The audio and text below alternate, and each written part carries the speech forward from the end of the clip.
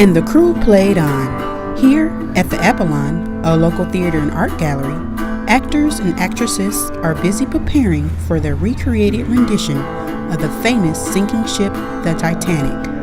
Audience members are encouraged to come in costume to add to their experience. As everyone comes in at their seats, they will have a biography of somebody who's actually on the Titanic. Apollon is bringing back the wonders and the riches that were lost, the people who died, and the ones that live. The international travesty of the Titanic sinking happened over 100 years ago, and still today, many people continue to be amazed by its mysteriousness. Executive Director Ryan Toole says that he's proud of the things already accomplished and excited for the future that the Apollon will bring to the community.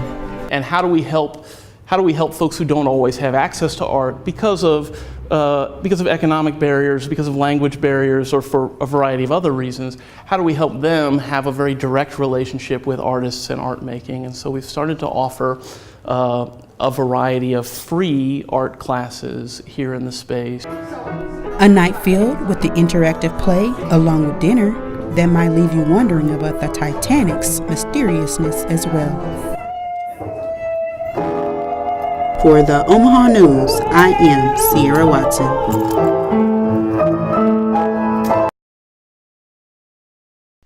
College can be hard. The stress and anxiety that students face to be successful can be overwhelming. It's stressful now because it's senior year. UNO broadcasting student Paris Scott says that although college makes you mentally strong for the real world, it's nice when she finds peace in her chaotic life. I have fun coming home to my dog and seeing her and playing with her and everything, and that's always fun because she's always excited to see me.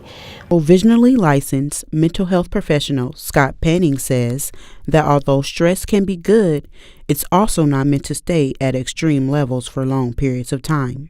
If your stress never returns back down to normal levels, like you might not even realize it. It can lead to headaches. It can make it difficult to sleep or stay asleep.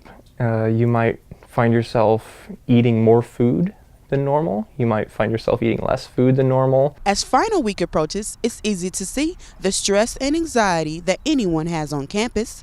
In 2008, the Associated Press reported that 8 out of 10 students experience sometimes or frequently stress on a daily basis within the past 3 months. But there's ways to alleviate stress. Looking at beautiful scenery in your city, going for a run, or even taking a bike ride.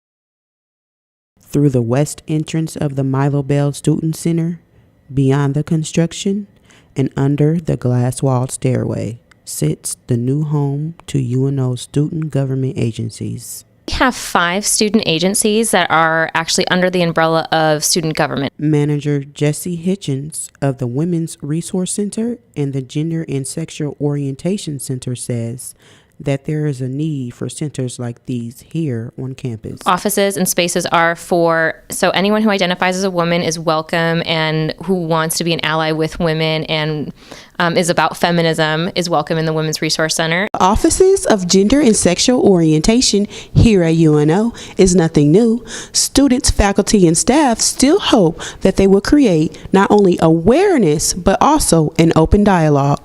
While attending the annual Transgender Day of Visibility, students gathered and signed up to gain the school support that they have been missing. Ms. Bastillos, a graduate student here at UNO, says that the new centers were created to be a safe place for fellow students like her. I'm excited about it. I think that having physical space is important. It just creates that safe space quite literally, but then it's also just a notion, and it's almost quite political to have a space on a public university dedicated for this purpose to create community, and I'm excited. For the Omaha News, I am Sierra Watson. Hold on to your Andrew Jackson 20s, because in 10 years, they will be history. By the year 2026, a woman will replace Jackson on the new $20 bill.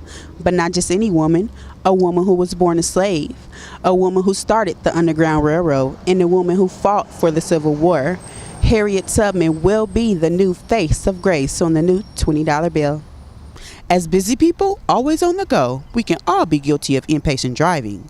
According to Operation Safety, a railroad safety and advocacy group, in 2015, more than 700 people died in the U.S. from railroad-related deaths. So the Union Pacific Railroad officials and Operation Safety are teaming with the Dodge County Sheriff's Department to help educate the public on grade crossing and pedestrian safety. Before you grab those running shoes for a quick workout, have you ever considered what's the best time of day to get the best results? In an article published by the New York Times entitled "The Claim Morning is the Best Time to Exercise," it says that between the hours of 4 and 7 p.m. are the best times to get the most effective workout. And in addition to numerous other benefits of working out in the evening, scientists also say that the body's hormone levels peak in the late afternoon. So if you're a person who enjoys working out in the morning, put those running shoes down and wait for the evening. It's scientists recommended.